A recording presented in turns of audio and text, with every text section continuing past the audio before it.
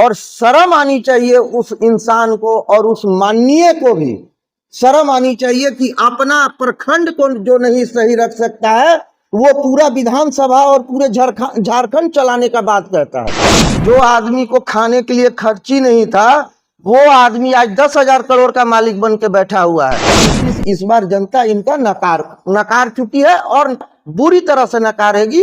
इनकी जमानत तक जब्त कराने का हम लोग इस बार काम करेंगे। लोग यहाँ शादी कराने के नाम पर भी पैसा बटोरते हैं, ऐसा बात नहीं है। यहाँ पर हर एक साल जो शादी होती है उसमें कई करोड़ रुपया अपने पॉकेट में रख लिया जाता है और सारे लोगों से चंदा ले लिया जाता है और उसके बाद शादी करके 5 करोड़ अपने पास रख लिया। वो सिर्फ टेंडर निकाल सकते हैं क्योंकि उसमें 5% उनको कमीशन चाहिए। रोड बनवा सकते हैं क्योंकि उनको कमीशन चाहिए। डॉक्टर इसलिए नहीं ला सकते हैं क्योंकि डॉक्टर अपना वेतन से उनको कमीशन नहीं देते। विधायक जी भी घोटाले में सम्मिलित है और 2009 से 14 वाले में माननीय आनंद प्रताप देव जी हॉर्स ट्रेडिंग में इनका भी नाम आया। ये दोनों राजा एक ही चट्टे के दो पहलू हैं, एक सिक्के के दो पहलू। जो प्रेस कॉन्फ्रेंस आपके द्वारा रखा गया, किस चीज को लेकर प्रेस कॉन्फ्रेंस रखा गया?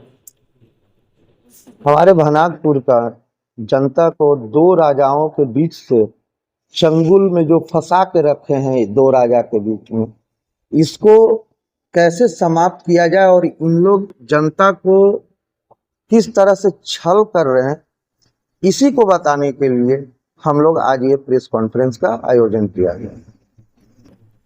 आज आप देख रहे हैं कि पूरे विधानसभा क्षेत्र में पलायन जोरों पर चल रही है, क्या कहेंगे इस पर? इसमें थोड़ा सा आपको पीछे जाना पड़ेगा, सिर्फ 2000 से पीछे तक जाना पड़ेगा आपको। पहले 2000 से पहले और 1975 टू 2000 में आपका सेल की यहाँ पर माइंस चलती थी। उस समय 1000 एम्प्लाई, 1000 से 1500 एम्प्लाई लगता है कि सेल में रहते थे। उस कंडीशन में उस समय सेल की हालत इतनी अच्छी थी और ये भनाकपुर विधानसभा सिर्फ 1500 एम्प्लाई है। डाल्टेनगंज के लोग यहाँ शॉपिंग करने आते थे, यहाँ पढ़ने आते थे। यहाँ का डीएवी नंबर 1 स्कूल हुआ करता था। मैं भी वहीं का प्रोडक्ट हूँ, डीएवी का ही 2000 बैच का हूँ। 2000 में राजनीतिक कारणों के तहत इस माइंस को बंद किया गया। वहाँ से लाइन भी कटने लगा और प्लांट बंद हो गया पूरी तरह से। प्लांट बंद होने के बाद हमारे 2005 में माननीय विधायक जी भानु प्रताप शाही जी चुनाव जीत कर ये आए। इनका वादा था कि मैं रोजगार दूंगा, घूस के बदले घूसा दो, तमाम तरह के इस तरह के वादे थे इनका। इनको भनाकपुर की जनता सराखों पे बैठाई, अपना पैसा, अपना लाठी खाया यहाँ का जनता इनको जिताने के लिए, और उसी जनता के साथ इन्होंने छल किया। उस कार्यकाल में ये मंत्री भी बने, स्वास्थ्य मंत्री बने। स्वास्थ्य मंत्री होते हुए इनके ऊपर भ्रष्टाचार का आरोप भी लगा और 2009 में फिर छोटे राजा आनंद प्रताप देव विधायक बनते हैं। उनको बहुत उम्मीद से भनाकपुर की जनता विधायक बनाती है, लेकिन उन्होंने भी सेम काम किया जो माननीय विधायक जी 2005 से 10 के बीच में करने का काम किया। आनंद प्रताप देव जी का फिर से चुनाव आया 2014 में। 2014 में उन्होंने माननीय मुख्यमंत्री के द्वारा 1320 मेगावाट का पावर प्लांट का शिलान्यास भी करवा दिया यहाँ कि हम रोजगार और पलायन को रोकना चाहते। लेकिन हुआ क्या, सिर्फ वो शिलान्यास ही रह गया। कागज में भी वो नहीं है कि 1320 मेगावाट यहाँ कोई प्रस्तावित पावर प्लांट है। चुनाव हार गए, माननीय राजा जी कांग्रेस छोड़ के बीजेपी में चले गए। बीजेपी से चुनाव वो हार गए और एक बार फिर जनता भानु प्रताप देहाती माननीय विधायक जी के का सहयोग किया और उनको विधायक बनाने का काम किया। उसके बाद 2019 में फिर भानु प्रताप देहाती जी विधायक जी भाजपा ज्वाइन करते हैं और भाजपा से 1 लाख मतों से जीत के जाते हैं और यही नारा दिए कि हम सीमेंट फैक्ट्री लगाएंगे।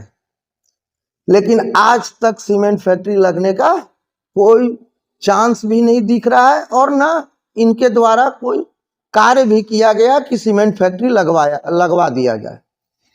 सिर्फ 19 से 24 तक आज चुनाव आ गया है, तो आज लोग सोच रहे हैं कि किस तरह से अपना सत्ता फिर से हथिया लिया जाए, चाहे वो माननीय आनंद प्रताप देव जी हो या फिर माननीय विधायक जी हो। अभी कल एक फोटो वायरल हो रहा है फेसबुक पर, काफी ज्यादा सोशल मीडिया पर, दोनों पूर्व विधायक और वर्तमान विधायक दोनों साथ में बहुत तेजी से वायरल। इस पर आप क्या कहेंगे? ये कोई नई बात नहीं है, ये 2009 में भी ऐसा होता था। ये दोनों राजा एक ही चट्टे के दो पहलू हैं, एक सिक्के के दो पहलू हैं। बिशुनपुरा में माननीय विधायक जी राजा बच्चा को सामंतवादी विचारधारा का कहते हैं और उसके बाद माननीय आनंद प्रताप देव जी उनका काला चिट्ठा लेकर कि वो उग्रवादी हैं, वो जमीन हड़पने का काम किए हैं और सारा काला चिट्ठा लेकर और प्रेस कॉन्फ्रेंस करते हैं, पूरा तैश में रहते हैं। उसके बाद ये जनता को दिखाने का केवल कोशिश करते हैं इन लोग कि हम लोग दोनों विरोधी हैं।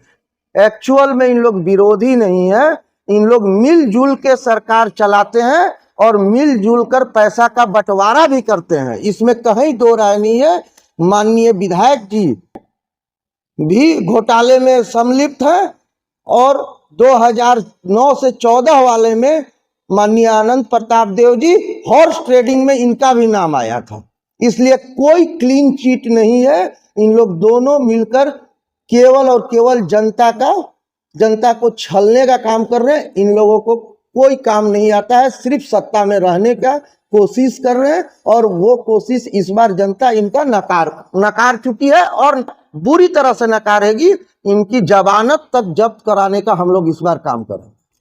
देखा जा सकता है कि जब भी विधानसभा चुनाव होते हैं तो माननीय विधायक हो या पूर्व विधायक हो, उनके द्वारा यहाँ पर माइंस खोलने की, यहाँ पर और भी औद्योगिकरण करने की बात कही जाती है, लेकिन 5 साल तक कोई कार्य नहीं किया जाता, जिससे यहाँ की जनता भी ठगा हुआ अपने आप को महसूस करती है। तो इस पर क्या कहना चाहेंगे?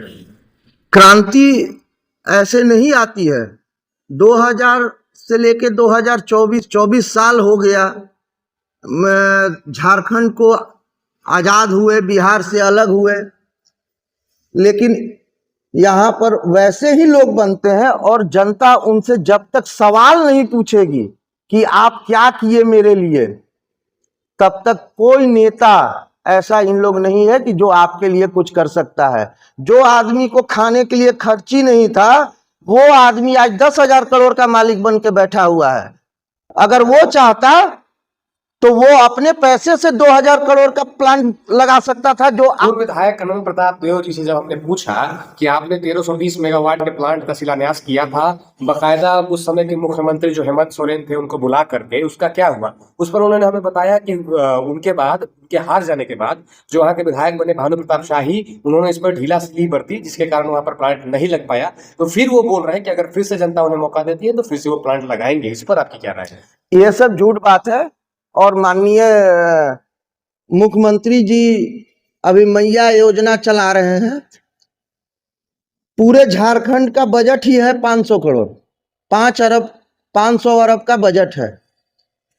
ये 101 करोड़ 35 लाख हमारे झारखंड में महिला है, उनको 1,000 रुपया अगर दिया जाता है तो आप देख लीजिए 13.5 अरब रुपया पर मंथ हो जाता है। एक साल में 168 अरब रुपए हो जाते हैं। तो ये बताइए, उसके बाद विधवा पेंशन, विकलांग पेंशन और भी तमाम तरह के छात्रवृत्ति हैं, तो क्या 500 अरब केवल पेंशन में ही चल जाएगी और रुपया बांटने में चला जाएगा? तो जनता का कल्याण कैसे होगा? तो वो 1320 मेगावाट कहां से लाएंगे, किस जगह से लाएंगे? अगर वो योजना चला रहे हैं तो उसके बारे में स्पष्टीकरण भी देना चाहिए कि मैं पैसा कहां से लाऊंगा, किस तरह से, किस बहन बेटियों को कैसे कल्याण करेंगे। सिर्फ लिख देने से ये चुनावी जुमला है और कुछ नहीं है। ये माननीय मुख्यमंत्री जी का चुनावी जुमला चल रहा है, जो कि वो धरातल पे लाने का कोशिश कर रहे हैं। लेकिन आप लोग भी गए होंगे बहुत जगहों पे, कहीं पर पोर्टल काम नहीं कर रहा है, कहीं ऑनलाइन की सुविधा खत्म हो चुकी है और 15 तारीख तक ही ये सुविधा भी थी। अभी तक तो मुझे तो बहुत जगह से ये पता चला है कि 2500 महिलाओं का ही केवल होने पाया है। बहुत जगह पैसे की भी उगाही की जा रही है जेएमएम की कार्यकर्ता द्वारा। लेकिन सर ये सब अलग विषय है। हमारे यहाँ के दोनों माननीय अगर रोजगार देने का काम करें तो न किसी को मैया योजना की जरूरत है और न किसी को शादी कराने की जरूरत है। लोग यहाँ शादी कराने के नाम पर भी पैसा बटोरते हैं। ऐसा बात नहीं है। यहाँ पर हर एक समय, हर एक साल जो शादी होती है उसमें कई करोड़ रुपया अपने पॉकेट में रख लिया जाता है और सारे लोगों से चंदा ले लिया जाता है और उसके बाद शादी करके 5 करोड़ अपने पास रख लिए। तो ये भी यहाँ होता है, ऐसा बात नहीं है। उनको अगर आप रोजगार दे दीजिएगा तो वो बहन बेटी को खुद ही शादी कर सकते हैं। वो उनको अगर मेडिकल का सुविधा दे दीजिएगा तो वो खुद ही दवा करा सकते हैं। मेडिकल पर बात हमको याद है, अभी विधायक भानु प्रताप शाही के गृह प्रखंड में केतार में लगभग करोड़ों की लागत से हॉस्पिटल बनकर तैयार है। आज 5 सालों से, 5 साल से भी अधिक समय हो गया, लेकिन अभी तक हॉस्पिटल चालू नहीं हो पाया है, वहां पर डॉक्टर नियुक्त नहीं हो पाया। इस पर आप क्या कहेंगे? मैं भी एक कॉन्ट्रैक्टर हूं, इसलिए आपको जानकारी कम है। भवनाथपुर में जब वो पहली बार स्वास्थ्य मंत्री बने थे उसी समय टेंडर कराया गया था भवनाथपुर के हॉस्पिटल का, और सारे हॉस्पिटलों का नवीकरण वो कर रहे थे। लेकिन आज तक वो सिर्फ टेंडर निकाल सकते हैं क्योंकि उसमें 5% उनको कमीशन चाहिए। रोड बनवा सकते हैं क्योंकि उनको कमीशन चाहिए। डॉक्टर इसलिए नहीं ला सकते हैं क्योंकि डॉक्टर अपना वेतन से उनको कमीशन नहीं देगा। और शर्म आनी चाहिए उस इंसान को और उस माननीय को भी शर्म आनी चाहिए कि अपना प्रखंड को जो नहीं सही रख सकता है वो पूरा विधानसभा और पूरे झारखंड चलाने का बात कहता है। इसमें तो जनता समझ चुकी है भैया, इसमें कोई दो राय नहीं है। इस बार उनको उखाड़ के फेंक देने का काम करेगी भवनाथपुर की जनता। आप लोग ये विश्वास रखिए, उनकी जनाधार खत्म हो चुकी है।